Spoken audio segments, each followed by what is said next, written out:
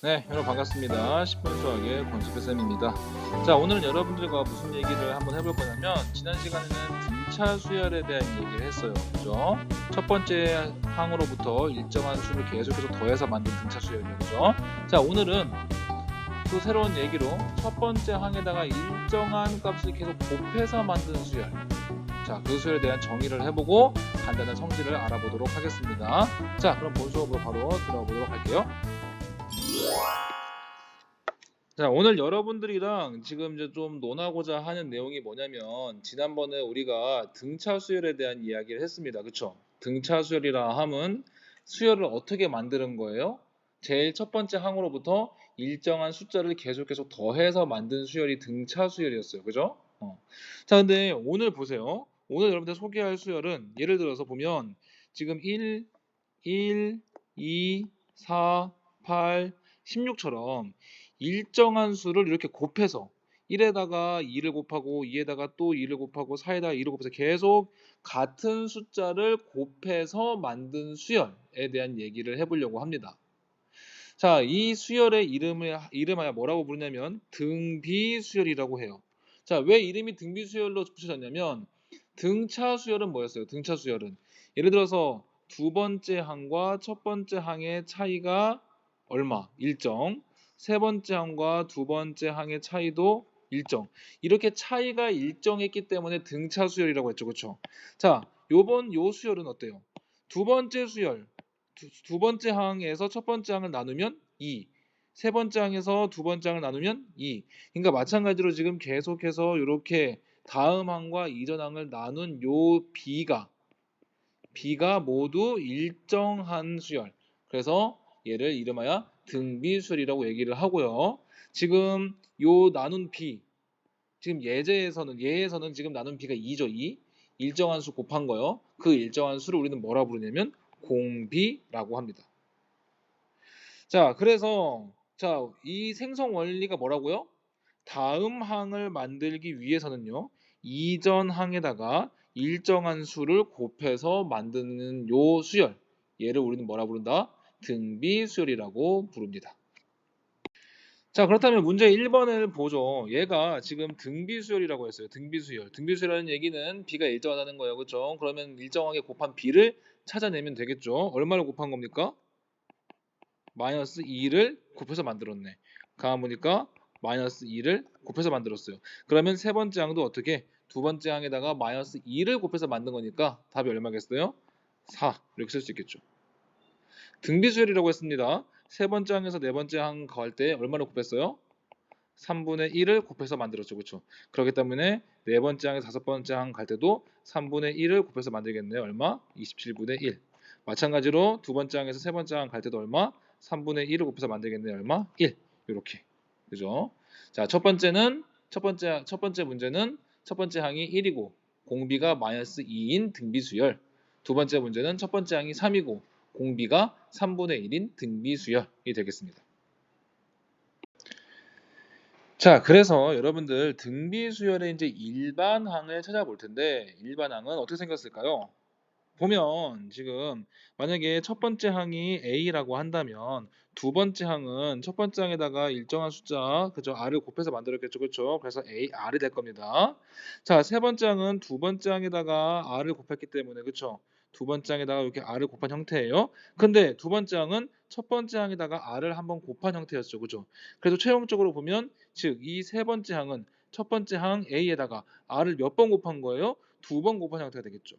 마찬가지로 여기다가 또 R을 한 번 더 곱해서 네 번째 항을 만들었으니까 네 번째 항은 첫 번째 항에다가 R을 몇 번? 세 번 곱한 거겠죠. 그러니까 가만 보면 여기 지금 항의 번호보다 이 공비를 한 번씩 더 적게 곱해주면 그 항의 숫자를 만들어낼 수 있겠죠. 자, 그래서 등비수열의 일반항입니다. 등비수열의 일반항은 n번째 항은 어떻게 만들 수 있냐? n번째 항은 첫 번째 항에다가 공비를 몇 번? 그 항번호보다 한 개 더 적게끔 곱해주면 된다는 얘기죠. 다시 얘기하면 무슨 얘기냐면 첫 번째 항에서 두 번째 항 갈 때는 공비를 한 번 이렇게 점프 한 번 뛰면 되죠. 그렇죠? 또 세 번째 항까지 가려면은 점프 2번 뛰면 돼요. 그죠? 이런 식으로 해서 n번째 항까지 가면 점프를 몇 번 뛰고 가는 얘기예요. 그죠? 전체 점프를 요 번호보다 한 번 더 적게 뛰면 되겠죠? n-1번. 그래서 첫 번째 항에다가 r을 n-1번 더 곱해가지고 만든 거다라는 사실을 알 수 있겠습니다. 그래서 여러분들 요 결과는 좀 알아두면 좋을 것 같아요. 어떻게?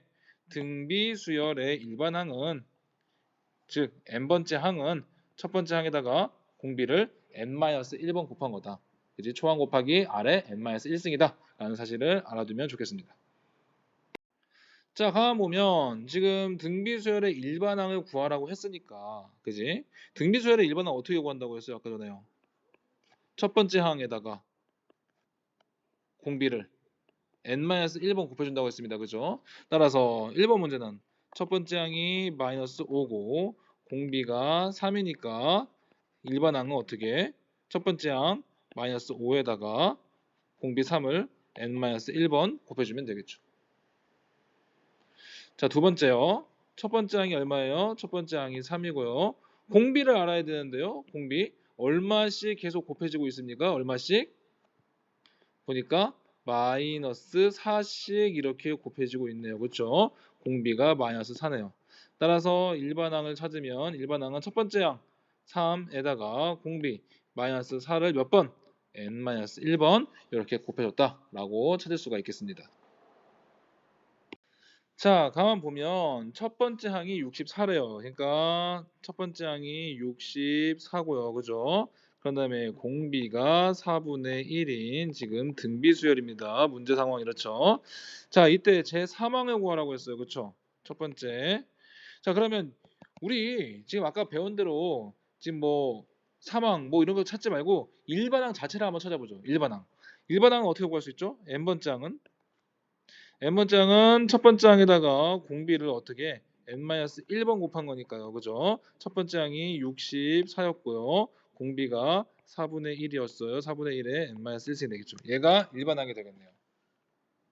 자, 그러면 지금 뭐 얘를 정리해가지고 써도 되지만 그냥 문제를 푸는 데는 큰 의미 없으니까 이 상태에서 그냥 풀어보겠습니다. 세 번째 항을 구해보래요. 즉 n의 값이 얼마를 넣은 거? 3 넣은 거. 64 곱하기 4분의 1에 얼마? 3 넣은 걸 만들어 찾아보래요. 3-1. 얼마입니까? 64 곱하기 4분의 1의 제곱이 되겠죠. 64 곱하기 얼마? 16분의 1. 얼마요? 그럼 이게 답이 4가 되겠네요. 그죠? 그래서 세 번째 항은 4다. 자, 그런 다음에 2번 문제를 해결해 보겠습니다. 2번. 그러면 1024분의 1은 과연 몇 번째 항일지를 구해보래요. 자, 일반 항이 어떻게 생겼냐면 64 곱하기 4분의 1의 n-1승이었으니까 그죠? 자, 요거를 다 해결해 가지고 n 값을 찾으면 되겠죠? 보면 뭐 어느 정도 연산 능력에 따라서 푸는데 속도가 차이가 나겠지만 1024분의 1은 4의 마이너스 5승이죠. 그렇죠? 64는 4의 3승이고요. 4분의 1은 4의 마이너스 1승이니까 마이너스 n-1 이렇게 되겠습니다. 지수법칙에 의해서 얘는 4의 3 마이너스 n-1승 이 될 테고, 자, 밑이 서로 같으니까 마이너스 5와 지금 3 마이너스 n-1이 서로 같겠죠. 마이너스 5와 3 마이너스 n-1이 서로 같겠죠. 얘를 풀었을 때 n이 의미하는 바가 뭐예요? 이 n이 그죠? 항의 번호를 얘기하는 거잖아요. 그죠? 몇 번째 항인지를 구한 값이 되겠죠. 그죠? 전개하면요. 3 마이너스 n 플러스 1 이꼴 마이너스 5니까 n은 어떻게 되겠어요? n은 마이너스 5를 이항하면 9가 되겠죠. 몇 번째 항이에요? 9번째 항이 되겠죠. 제 9항이 되겠죠. 이렇게 문제를 해결할 수가 있겠습니다. 자, 문제 4번이에요. 문제 4번을 보면 지금 세 번째 항이 2분의 25고 여섯 번째 항이 마이너스 12,500인데 이때 일반항을 구하라는 게 문제예요. 근데 가만 보면 지금 A6은 여섯 번째 항은 사실상 세 번째 항에다가 공비를 몇 번 곱한 거예요? 공비를 세 번 곱하면 되겠죠. 이렇게. 그죠? 따라서 A3으로 A6을 나누면 A6이 A3의 R 3승이니까 얘는 R 3승이 되겠지. 그죠? 따라서 나눠볼게요. R 3승은 여섯 번째 항 마이너스 12,500을 뭘로? 2분의 25로 나눈 값이 되겠네요. 자, 그러면 얘는 마이너스 12,500 곱하기 25분의 2니까요. 그죠? 약분을 하면 20을 나누면 500. 그죠? 마이너스 500 곱하기 2 하니까 마이너스 1000 되겠네요. 세제곱해서 마이너스 1000 나오는 거 따라서 R이 얼마예요? 마이너스 10이 되겠지. 그죠? 자, 하나 찾았습니다. 공비가 마이너스 10이네요. 그러면 일반항을 구하려면 일반항은 어떻게 첫 번째 항 곱하기 공비의 R-1승이니까 첫 번째 항을 찾는 게 문제네요. 그렇죠? 근데 가만 보면 첫 번째 항에다가 공비를 두 번 곱한 게 뭐니까 세 번째 항이니까 첫 번째 항을 찾을 수가 있겠네. 첫 번째 항 곱하기 공비 마이너스 10의 제곱은 세 번째 항 2분의 25. 즉 100 A1이 2분의 25가 돼서 A1은 양변을 100으로 나누면 2분의 25 곱하기 100분의 1이 되겠죠. 약분하겠습니다. 이렇게 약분하면 얼마가 되는 거예요? 얘는 8분의 1이 되겠네. 즉 내가 찾고자 하는 요 일반항은요. 8분의 1 곱하기 마이너스 10의 n-1승 이렇게 문제를 해결할 수가 있겠습니다. 자, 문제 4번이랑 문제 5번은 거의 같은 문제잖아요. 그렇죠? 가만 보면 A2가 2고 A7이 64라고 했어요. 그렇죠? 근데 A7은 A2에다가 공비를 몇 번 곱한 거예요? 5번 곱한 거죠. 따라서 64는 2에다가 R 5승. 양변 2로 나누면 R의 5제곱은 32. 32가 2의 5제곱이니까 나는 공비 R을 찾았네요. 얼마? 2라는 사실을 알 수 있습니다. 그죠? 자, 그러면 첫 번째 항에다가 공비를 한 번 곱한 값이 두 번째 항이 되는 거고 두 번째 항의 값이 2고 공비가 2였으니까 첫 번째 항이 얼마인 거예요? A1은 얼마예요? 1이라는 사실을 알 수가 있네요. 따라서 문제 1번 등비수열 AN의 일반항을 찾으면요. 얘는 첫 번째 항 곱하기 R의 n-1이니까 첫 번째 항이 1이고요. R이 2니까 2의 n-1승이 되겠죠. 두 번째, 3000보다 커지는 항이 몇 번째인지 구라고 했어요. 그렇죠? 즉 AN이 3000보다 커지는 이 n이 몇 번째냐는 얘기잖아요. 그죠? 따라서 얘를 다시 적으면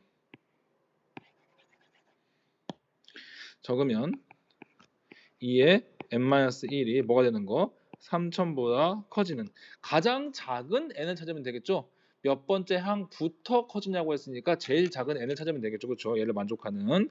자, 그러면 n이 11이면 n이 11이면 얼마예요? 얘가 2의 11-1 얘가 얼마죠? 2의 10승이니까 1024. 아직까지 3000보다는 안 크네요. 그죠?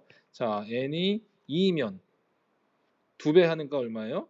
얘는 2048. n이 13이면 또 2배 하니까 4096. 드디어 3000보다 커지는 경우가 나오네요. 그렇죠? n이 얼마일 때? n이 13일 때부터 3000보다 커지니까 우리는 몇 번째 항부터 3000보다 크다고 얘기할 수 있어요? 제 13항부터 3000을 넘는다고 할 수가 있겠습니다. 자, 우리가 등차 수열을 다루면서 등차 수열의 아주 특징적인 부분으로서 등차 중항에 대한 얘기를 해봤어요. 그렇죠? 그 얘기를 잠시 복습을 해보겠습니다. 이름하여 등차 중항. 등차 수열의 가운데 있는 항이라는 얘기죠. 자, 등차 수열이 있습니다. 등차 수열의 차례대로 이렇게 an, an 플러스 1, an 플러스 2 자 이런 등차 수열이 있으면 등차 중앙의 성질이 뭐였죠? 등차 중앙의 성질은 이 양쪽에 끼어 있는 놈, 이 양쪽에 있는 값 사이에 끼어 있는 놈 n 플러스 1이라는 녀석은 두 수열의 항에 뭐와 같냐고 했냐면 이런 평균값과 같다고 했죠. 맞나요? 자, 근데 엄밀하게 얘기하면 이 평균이 뭘 의미하냐면 우리가 뭐 이전까지는 그냥 평균하면 두 수의 합을 그냥 2로 나눈 값이라고 얘기를 하지만 얘가 바로 뭐냐면 산술 평균이에요. 산술 평균. 두 수 사이의 가운데 있는 딱 수죠, 그냥. 더한 값을 나눈 2요. 자, 그런데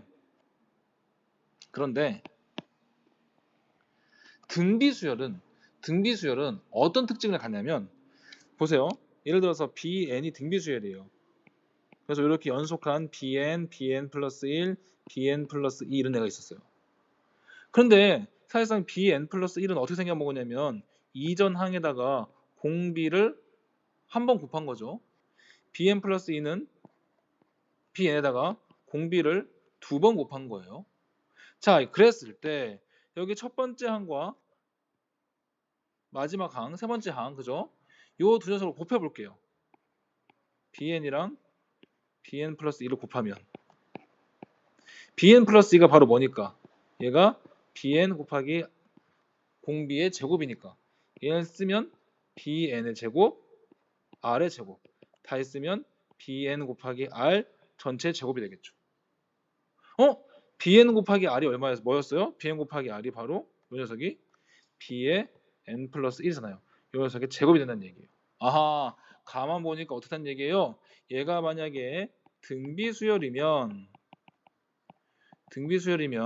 양쪽에 있는 두 녀석의 곱, 얘를 의미하는 거죠. 양쪽에 있는 두 녀석의 곱은 가운데 낀 놈의 뭐와 같다는 얘기예요? 제곱과 같다는 얘기예요. 제곱과 같다는 얘기. 혹시 여러분들 이런 거 봤어요? 이런 거? 예를 들면 가로의 길이가 x, 세로의 길이가 y, 넓이가 x, y면 얘랑 똑같은 넓이를 갖게끔 하는 정사각형의 한 변의 길이는 얼마예요? 얘는 루트 xy죠. 그죠? 이때 이 루트 xy가 뭐예요? x와 y의 기하 평균이라고 얘기해줘. 그죠? 다시 얘기하면 여러분들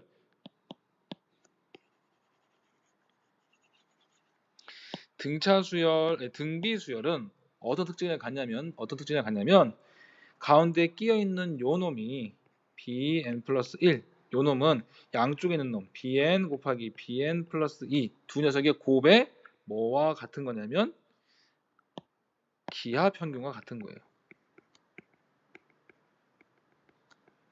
근데 이렇게 쓰면 너무 막 어려운 것 같으니까 이런 표현보다는 어떻게 그냥 이렇게 가운데 낀 놈의 제곱이 양쪽에 있는 두 놈의 곱과 같다. 그게 등비수열의 하나의 성질이 된다. 그 성질을 뭐라고 얘기한다? 등비중항의 성질이라고 얘기한다. 즉 가운데 낀 놈, 이 놈이 등비중항인데 그 놈은 양쪽에 있는 놈, 두 놈의 곱이 가운데 낀 놈의 제곱이 된다는 얘기예요. 자, 문제 6번을 보면 이제 등비중항의 성질을 그대로 이용하면 되는 거예요.